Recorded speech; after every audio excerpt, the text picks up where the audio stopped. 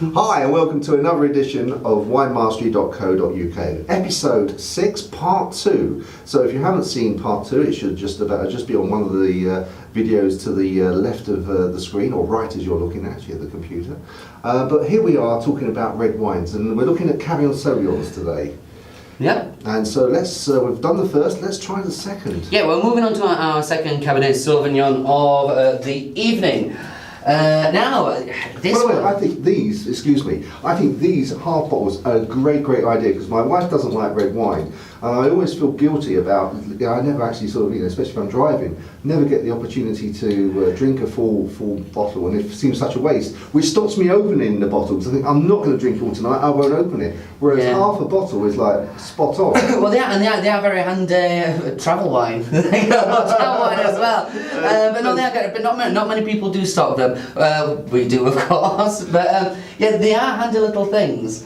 If you don't want to go for, I know what you mean. Well, I've heard the legend of people who don't finish a full bottle. It's very rare in my house that bottle is open and is left in there. So yeah, they are fabulous little things. Now, moving on to our second Cabernet Sauvignon, or Cab Sav. Cab? Is that Cab Sav, that's what we call it in the business. Oh, Cab Sav. We're going to Chile.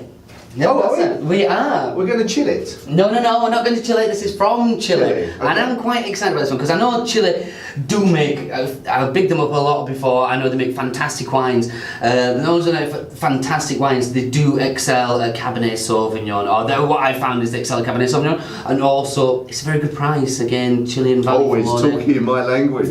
Well, it is. Money wise, I mean, you could pick up, I think this retails similar to the last one we did, about £11-ish, and it is, well, let's have a go. Let's have a go. Oh yeah, the litmus test.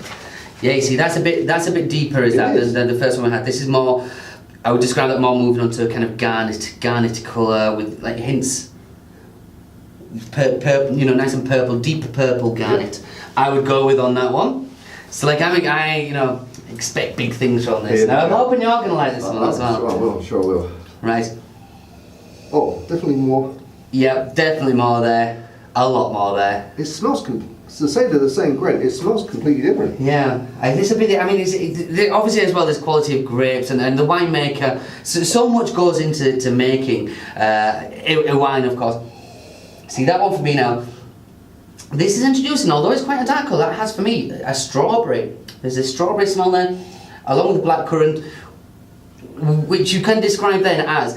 And this is something I always said about the Cabernet Sauvignon, being a more fruit-driven grape, it almost becomes jammy, it has a jamminess about it, when you have a little taste, you want to lick your lips afterwards, kind of thing.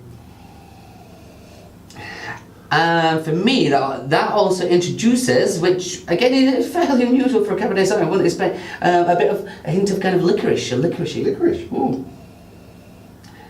The strawberry I can get, I think, but...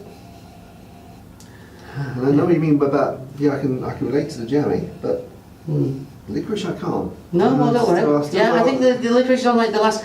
Like you have the initial kind of the fruitiness, the jamminess, and then on the finish, just as you finish that little smell, just the back of your nose, you can get that jamminess. That's what. The licorice, and that's where it comes in for me. Okay. So smells fantastic. I'm quite excited. Oh, you did it before me.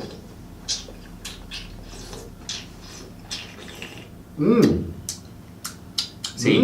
Now, first of all, that has got, again, much more flavour than the Argentinian one. A lot more power of flavour, I should say there. But what you'll notice is the tannins are quite, that dry edge, which is quite apparent in the Argentinian one, is not quite as apparent in this. I think the tannins are probably the same. The difference being the power of flavour there. Okay. Kind of. I would describe this as well balanced. The tannins are by no means kind of overpowering the actual flavour of the wine.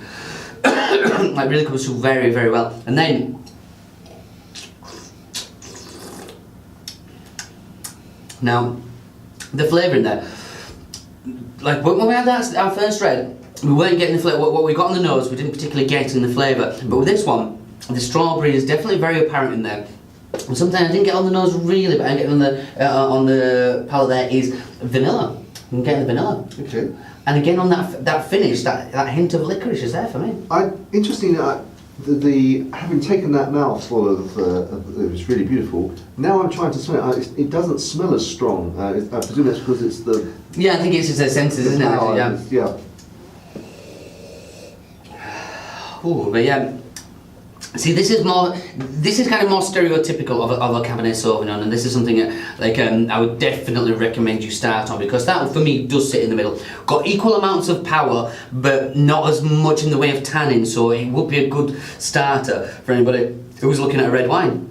Excellent, that's very nice. I could drink a lot of that.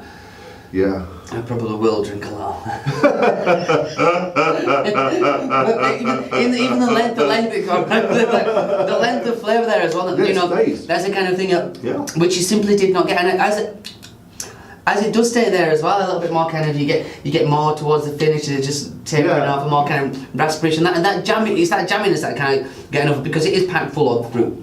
I know we're going to get into this more later, but if you were having this at home, what would you eat with it? Would you have a cheese or a... Oh yeah, I mean there's lots of cheeses that would match this, but you'd have to be careful not to get a cheese which is too strong. I mean, a washed rind cheese would match this perfectly, and like something like a nice Brie de Meaux, just with that nice amount of power, but without being too over the top. Like I'd steer away perhaps from cheddars with that. Perhaps something like a Manchego, although Manchego's got a nice kind of strong flavour. It tends to be a little bit sweeter. That would match quite well there. You're looking at the kind of a power of flavour as opposed to the bitiness that you have with the cheddar. The cheddar would kind of, I would imagine, spoil that. But the power of flavour, Manchego, Brie, Munster style, that would just suit that. Well, I don't know why I've not done it in any other country, but in France, I drink red wine. I just sort of have crusty bread with it. I'm just on its own. It's always.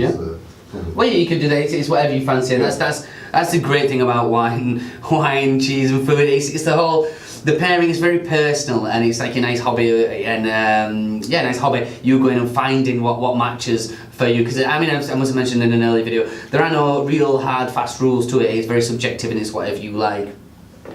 That is very nice. So, Chilean Cabernet Sauvignon. If you're wondering where to start, definitely have a go at that one. What do you think?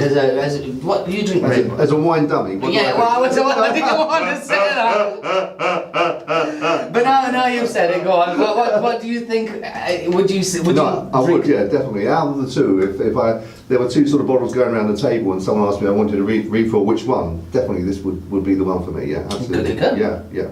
That's not to say, of course, that you wouldn't prefer the other wine, and that's as you say, that's all part of the fun. Yeah, of course it is. Yeah. But they don't always like to Cab Sauv. This has just got a bit more about it, and I'm eager to see what the third one holds. Right. Okay. Well, that's going to be in part 3. So, see you on the other side.